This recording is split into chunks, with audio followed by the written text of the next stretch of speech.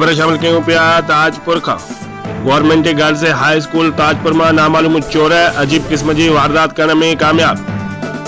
Girls high school Tajpur में चौकीदार न हुजण करे चोर क्लासरूम जा 13 लॻल छित जा पखा लाहे भञी चिबा करे ॿाहिरीं छत जे पासे उछलाए हलिया विया, जंहिं ते तालीमी इदारे सां मुंसलिक बाला ऑफिसरनि जो विज़िट पिण थी गुज़रियो।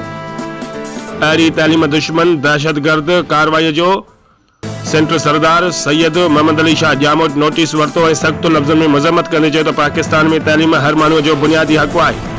उन नज़रिए ते यूसी ताजपुर में गवर्नमेंट गर्ल्स हाई स्कूल मंजूर कई।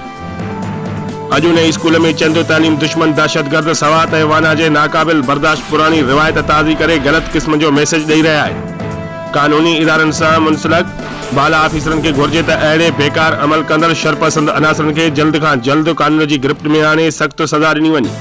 रिपोर्ट करे रहियो आहे फैज़ जमाली, बे न्यूज़ ताजपुर।